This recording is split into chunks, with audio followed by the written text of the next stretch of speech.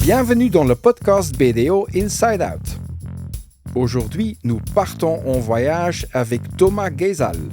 Il travaille chez BDO en tant que partenaire Strategy and Transformation.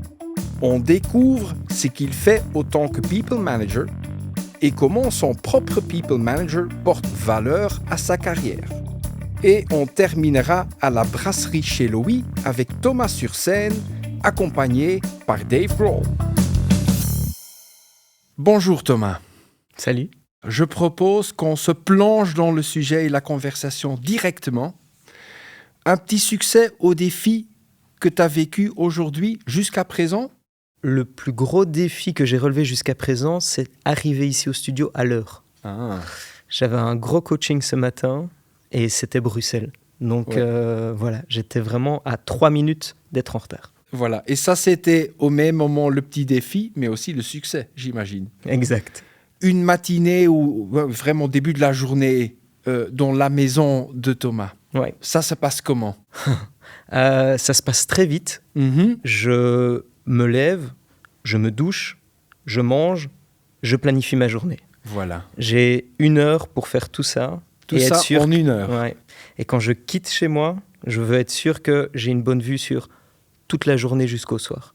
Bien préparé, tu te mets dans ta voiture et voilà, on se lance. Exact. Et tu travailles en tant que partenaire Strategy and Transformation. Exact. De grands mots, Ouais. mais expliquez-nous un peu.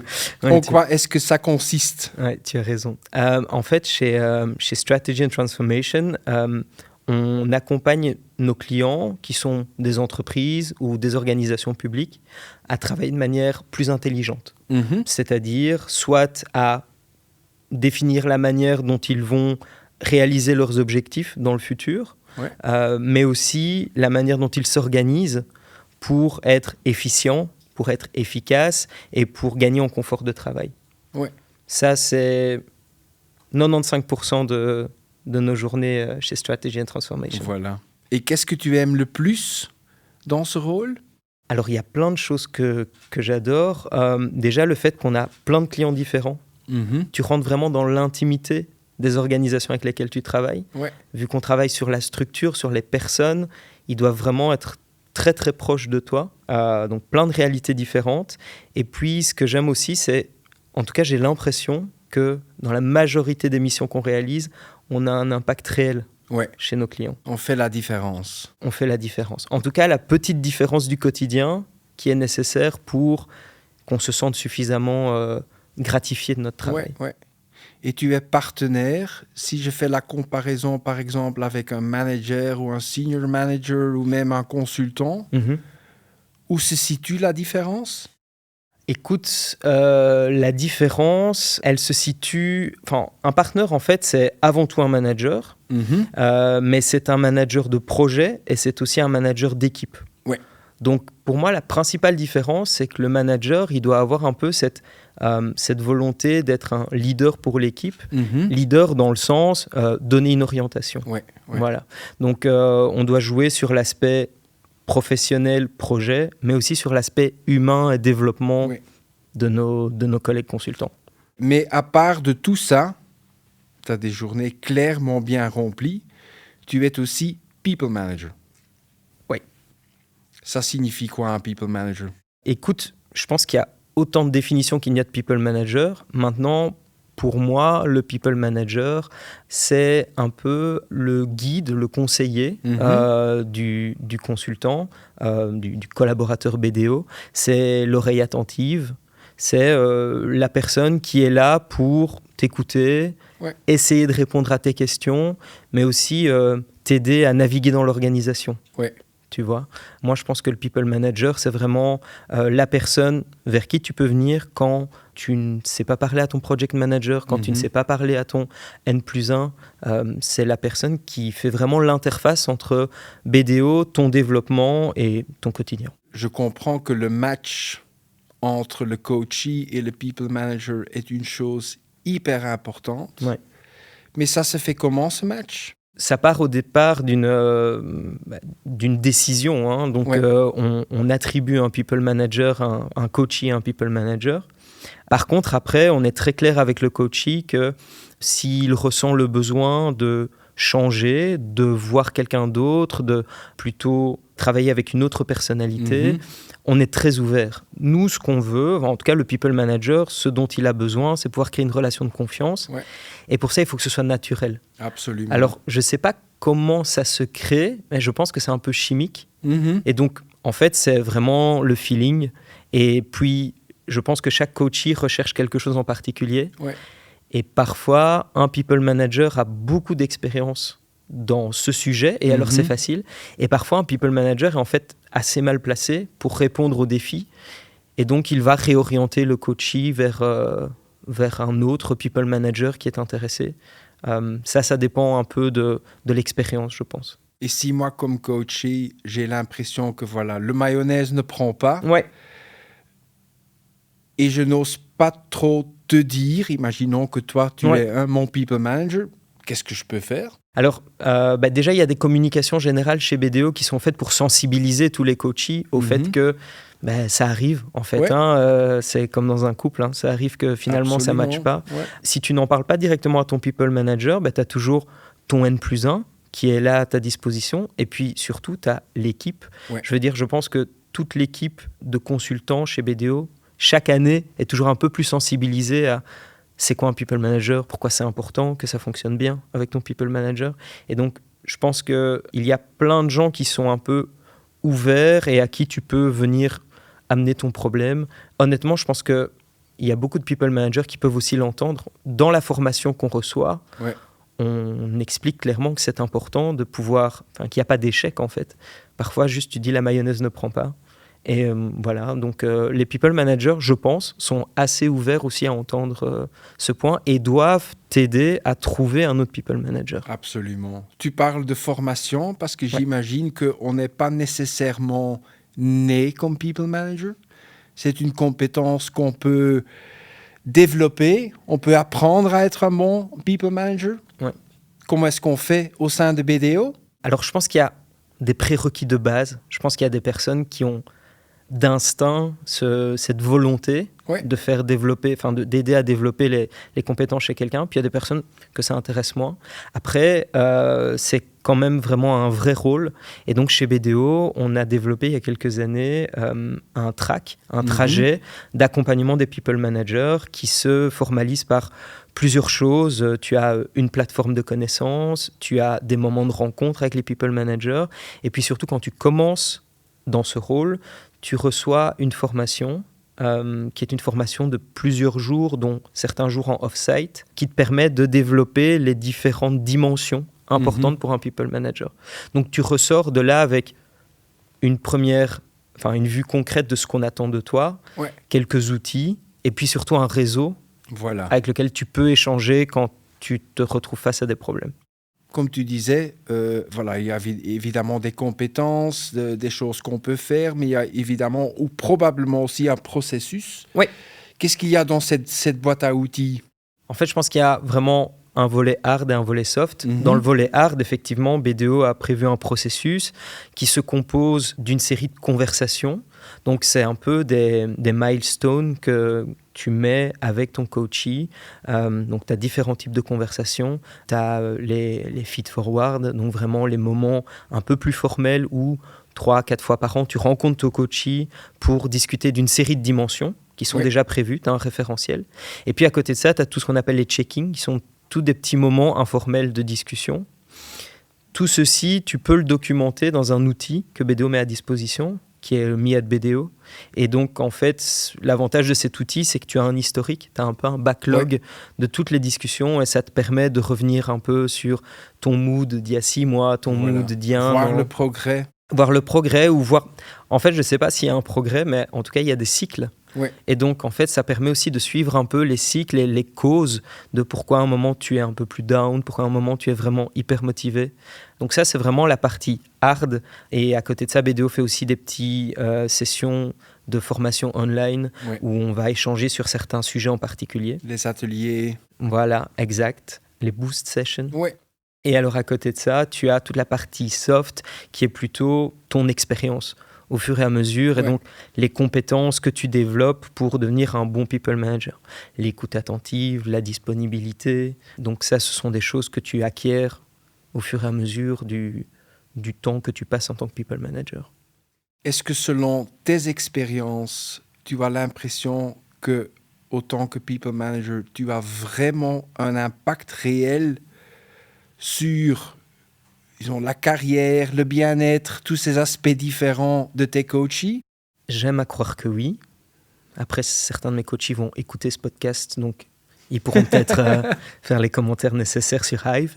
Mais je pense qu'on a vraiment un impact parce que je suis persuadé que le simple fait d'avoir quelqu'un à qui parler, Ouais.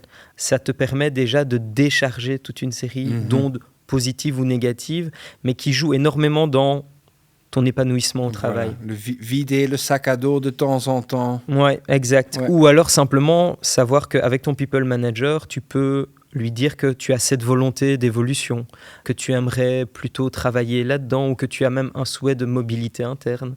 Et donc, je pense vraiment que cette relation, elle te permet d'avoir un impact concret. Moi, j'ai des coachés avec lesquels j'ai travaillé et d'ailleurs, j'ai l'exemple d'une coachée avec qui j'ai travaillé pendant 3-4 ans. Elle n'est plus chez BDO aujourd'hui, mais elle ne savait pas vraiment ce qu'elle voulait faire dans sa vie. Elle cherchait, elle avait envie de faire plein de choses. Ouais. Et en fait, avant qu'elle décide de quitter BDO, grâce à nos conversations, on a pu lui faire tester plein de choses. Elle n'est pas restée bloquée là où c'était difficile pour elle, mais elle a pu travailler avec d'autres équipes, monter sur des nouveaux projets. Et comme ce n'était pas facile pour elle d'en discuter spécialement avec son management, eh bien, via l'interface du People Manager, on a pu essayer de trouver des solutions ensemble. Elle a vraiment pu tester toutes les pistes différentes pour finalement prendre une décision, malheureusement. Bien sûr, bien sûr. Mais c'est une décision importante à prendre. Bien sûr, et puis elle est quand même... Le simple fait qu'elle ait pu chez nous s'épanouir encore 1 an de plus, par exemple, dans une autre fonction, c'est bien pour BDO, c'est surtout bien pour elle. Donc, voilà. Au final, c'était quand même un succès. Voilà. En étant people manager, est-ce que tu as aussi un people manager toi-même? Oui, j'ai aussi un people manager moi-même, ouais. Et qu'est-ce que tu as appris de ton people manager?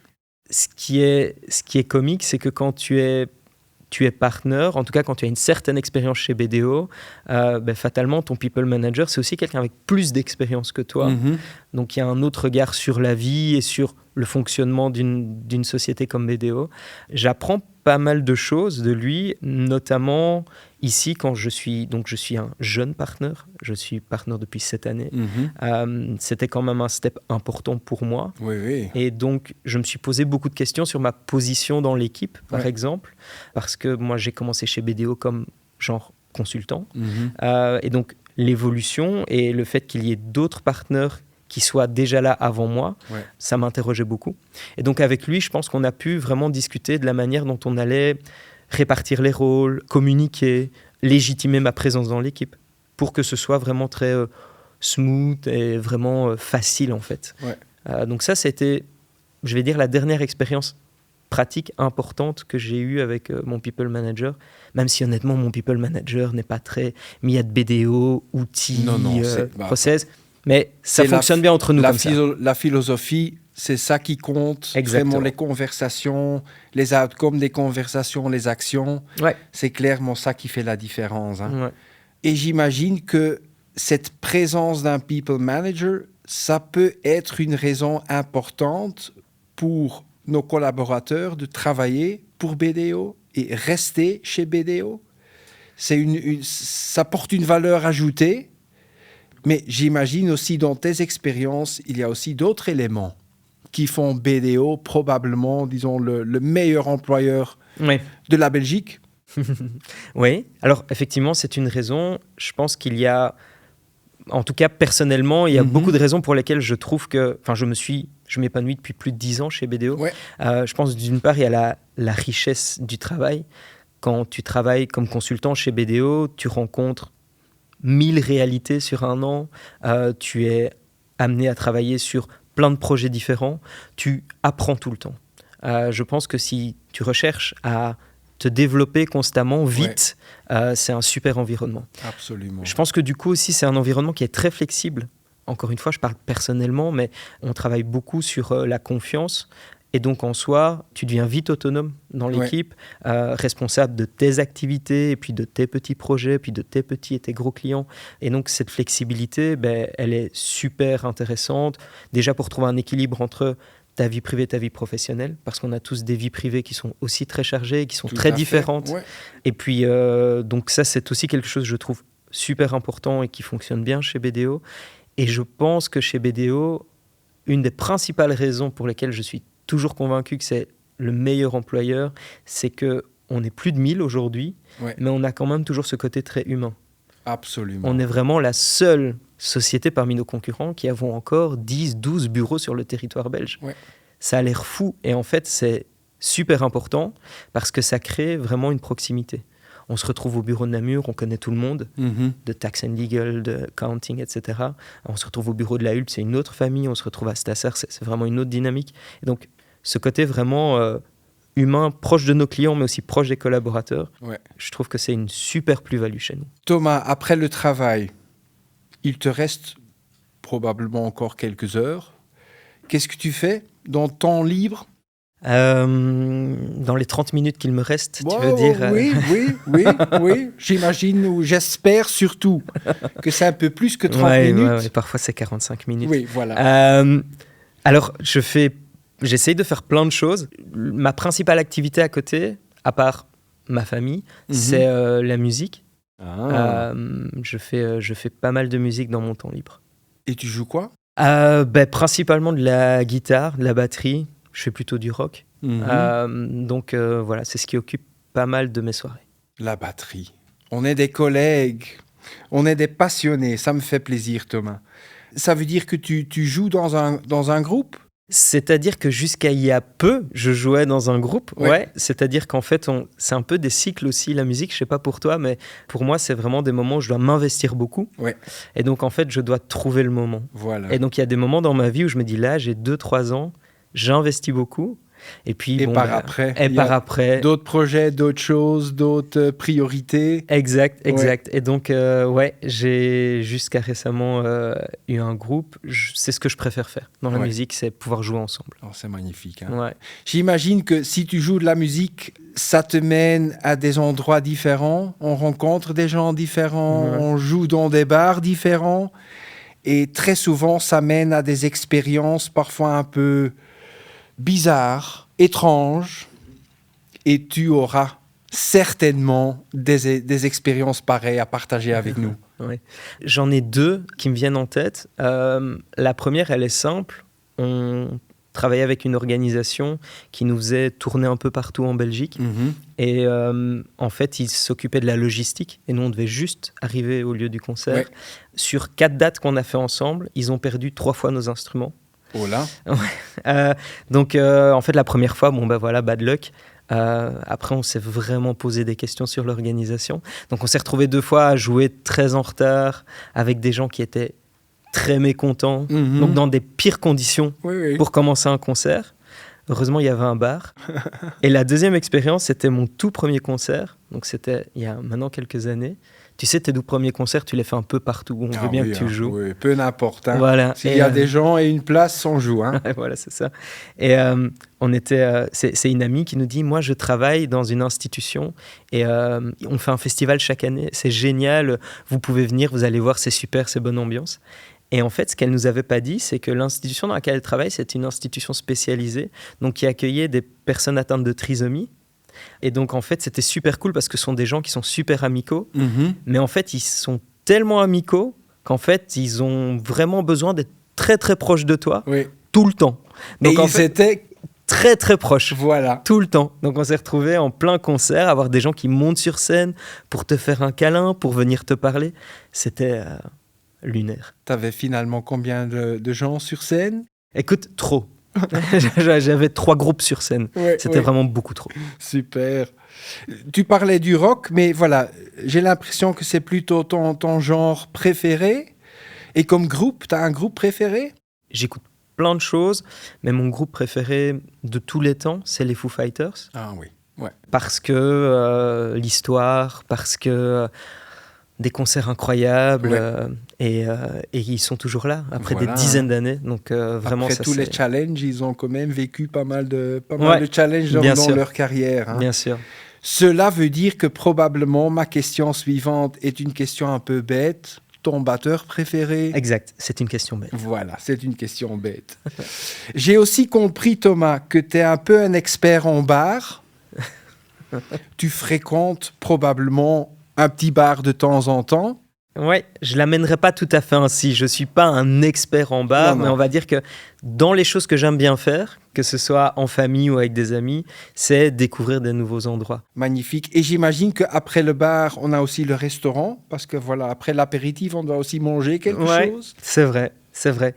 En fait, ma meilleure recommandation, en fait, l'endroit dans lequel je me sens le mieux, c'est un petit restaurant qui est à côté de chez moi. Moi, j'habite à la campagne, donc si tu viens jusqu'à chez moi, c'est que vraiment tu as quelqu'un à visiter. Ouais. Tu n'y vas pas juste pour te balader, mais juste à côté de chez moi, j'ai une petite brasserie, ça s'appelle Chez Louis. Et en fait, non seulement c'est excellent, mais surtout, le staff est hyper cool. C'est vraiment très familial. Tu vis vraiment une expérience chez eux. Ouais. Tu vas manger, mais tu passes vraiment un bon moment. Voilà, c'est l'expérience. Voilà, donc si tu es dans l'est du Brabant wallon, à l'occasion, Chez Louis, tu vas trouver directement. Et c'est incroyable. Et tu m'appelles. Je prends note, Thomas, je prends note. Encore une dernière question. Comment est-ce que tu vois l'avenir de BDO et surtout ton rôle dans cet avenir de BDO? Pour moi, BDO, demain, c'est un acteur qui continue à avoir de l'impact auprès de ses clients, mais qui garde cet aspect humain et proche. Ouais. Pour moi, c'est vraiment notre différenciateur aujourd'hui.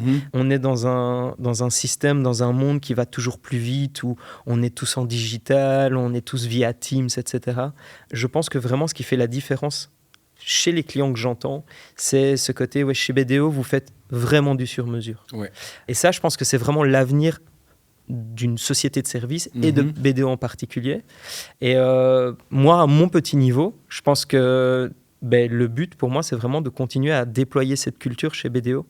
Et je pense qu'avec mon rôle de People Manager, c'est justement le super levier, parce que le People Manager, son point de départ, c'est l'humain. Absolument. Et donc, ici, l'idée, c'est de se dire, demain, après-demain, après-après-demain chez BDO, j'aimerais bien avoir cet impact, de continuer à s'assurer que les gens soient connectés et qu'on soit tous des personnes très proches. Super, Thomas. Je voudrais bien te remercier pour cette conversation.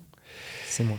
Et je veux terminer avec, disons, un peu de conseils. Hein. Continuez à jouer de la batterie parce que c'est probablement, après BDO, la meilleure chose à faire. Merci, je retiens ton conseil. À bientôt. Au revoir, Thomas. Merci d'avoir écouté BDO Inside Out.